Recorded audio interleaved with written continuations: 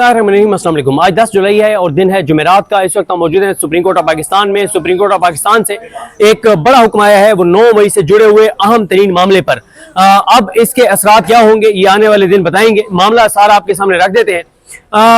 हुआ ये कि 9 मई के केसेस में जिस तरह से आपको पता है कि तहरीक इंसाफ की तमाम तर लीडरशिप को 35-35, 40-40 केसेस में मुलविस किया गया। आप खवातीन को देख लें, चाहे वो आलिया हमजा हो, चाहे वो डॉक्टर यास्मीन राशिद हो, चाहे वो सनम जावेद हो, चाहे वो तैयबा राजा हो, जितनी खवातीन दीगर भी तहरीक इंसाफ की जो खवातीन हैं, इन सबको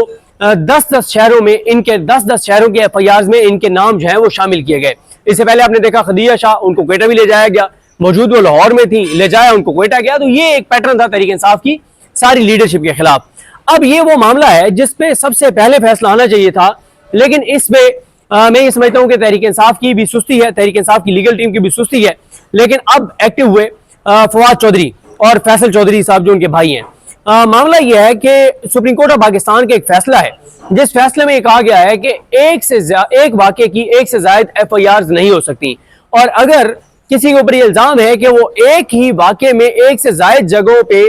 मुलविस था, एक से ज्यादा दहशतगर्दी के वाकयात जो थे उसमें मुलविस था, यानी साजिश एक ही थी,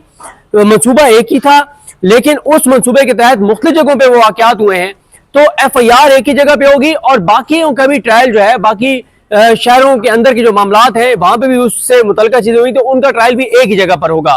तो ये जो मामला है, इस पे फवाद चौधरी साहब ने, जब उनको ये नजर आया कि ये तो काम खराब हो रहा है और फैसलाबाद के जज साहब जो है वो फैसला सुनाने जा रहे हैं, खास तौर पर इसलिए क्योंकि जस्टिस याहिया अफरीदी साहब ने यह फैसला दे दिया कि 120 दिन के अंदर अंदर 9 मई के केसों का फैसला किया जाए। हालांकि जस्टिस याहिया अफरीदी साहब के सामने जब ये मामला आया, पहली बात यह है कि जस्टिस याहिया अफरीदी साहब को ये केस सुनना ही नहीं चाहिए था। उसकी 3 वजूहात थी। पहली वजह यह थी कि वो बराह रास्त बेनिफिशरी हैं इस 9 मई के बयानिए के। 9 मई के बाद जो कुछ तहरीक इंसाफ के साथ हुआ, 8 फरवरी को जो फिर धांधली हुई, फिर जिस तरह से तहरीक इंसाफ को हराया गया, नून लीग को जितवाया गया, जिस तरह से 26 आईनी तरमीम की गई, जिस तरह से चादर चारदीवारी का तकद्दुस पामाल करके खवातीन को उठाकर और बहुत जुल्म करके और 26 आईनी तरमीम की गई, और उसके तहत जस्टिस याहिया अफरीदी साहब जो हैं वो चीफ जस्टिस पाकिस्तान सिलेक्ट हुए हैं। उनको शरीफ खानदान ने और जरदारी ने सिलेक्ट किया है, और शरीफ खानदान और जरदारी का सारा जो इस वक्त बुनियाद है जिसके ऊपर वो खड़े हुए हैं वो 9 मई है। दूसरा यह है कि याहिया अफरीदी साहब जो हैं वो इन क्रिमिनल केसेस और इन फौजदारी मुकदमात के माहिर नहीं है, तो उनको ये केस लगाना चाहिए था मलिक शहजाद अहमद खान साहब जैसे जजेस के सामने, जो क्रिमिनल केसेस के एक्सपर्ट हैं उनके सामने लगाते, वो फैसला करते। लेकिन जस्टिस याहिया अफरीदी साहब ने 9 मई के केसेस अपने सामने लगा दिए, और अपने सामने लगा के ना उन्होंने ये पूछा कि इनमें से बहुत से वाकयात ऐसे हैं जिसमें दहशतगर्दी का केस भी नहीं बनता था, फिर एक से ज्यादा FIRs कैसे हो गई, फिर ये वाली बात के जो बार बार एप्लीकेशनें दी गई कि हमें बरी किया जाए, शवाहिद नहीं आए, उसके ऊपर फैसला नहीं हुआ। अब 2 साल से ज्यादा हो गए, जमानतें नहीं हुई। दर्जनों ऐसे सवालात थे कि अगर ये 9 मई का केस जब आज से 3 माह पहले जब सुप्रीम कोर्ट में याहिया अफरीदी साहब ने लगाए, थोक के हिसाब से लगाए, तो अगर ये किसी भी आजाद जज के सामने लगते, जो अपने हलफ से वफा करने वाले जजेस हैं उनके सामने लगते, तो यकीन जानिए इसके ऊपर बहुत ज्यादा सवालात उठने थे और बहुत ही हुकूमत के लिए और प्रोसिक्यूशन के लिए काम खराब हो जाना था। लेकिन जस्टिस याहिया खान अफरीदी साहब ने क्या किया, उन्होंने ये किया कि उन्होंने ये सारे केसेस लगाए अपने सामने। ना उसमें मंसूर शाह साहब को बिठाया, ना मुनीब अख्तर साहब को बिठाया, ना आयशा मलिक साहब को बिठाया, ना अतर मिनल्ला साहब को बिठाया, ना अकील अब्बासी साहब को बिठाया, ना मलिक शहजाद अहमद खान साहब को बिठाया, और खुद ही बैठ के, पता नहीं मुझे ये नहीं पता कि उनके साथ 2 जजेस और कौन से थे, नए जजेस से 2, और उन्होंने फैसला ये कर दिया कि 9 मई के केसों का 120 दिन में फैसला कर दिया जाए। उसके बाद आप देख रहे हैं कि रात 12-12 बजे तक जो है वो केसेस सुने जा रहे हैं। बल्कि आज जब फवाद चौधरी साहब ने कहा याहिया अफरीदी साहब को कि सर रात 12-12 बजे तक ATC कोर्ट जो है वो केसेस सुन रही हैं, तो याहिया अफरीदी साहब ने आगे से कहा कि ये तो अच्छी बात है, अदालतें काम कर रही हैं, आप अंदाजा लगाएं। खैर, अब ये हुआ कि फवाद चौधरी साहब को जब ये नजर आया कि ये तो सजाएं सुनाने जा रहे हैं, फैसलाबाद के जज साहब जो हैं वो बड़ी तेजी में, उन्होंने लाहौर हाई कोर्ट में एक पिटीशन की और उन्होंने कहा कि जनाब आप मेहरबानी करें और आप पूरे पंजाब में जो मेरे ऊपर FIRs है ना, उनका ट्रायल एक जगह पे आप कहें कि किया जाए, चाहे वो लाहौर में किया जाए, चाहे फैसलाबाद में किया जाए, चाहे सरगोदा में किया जाए, चाहे मुल्तान में किया जाए, चाहे पिंडी में किया जाए, चाहे मियांवाली में किया जाए, एक जगह किया जाए, क्योंकि दर्जनों जगहों पे दर्जनों FIRs में हमें मुलविस कर दिया गया है। एक से ज्यादा FIR हो नहीं सकती, तो एक ही FIR चलेगी और उसी FIR में बाकी जगहों का भी ट्रायल होगा। और उसकी एक और वजह जो उन्होंने बताई, आज यहां भी बताई, कि ये तो नहीं हो सकता ना कि 35 केसेस हैं, 35 में से आप 30 केसेस में बरी हो जाएं और 5 में कन्विक्ट हो जाएं।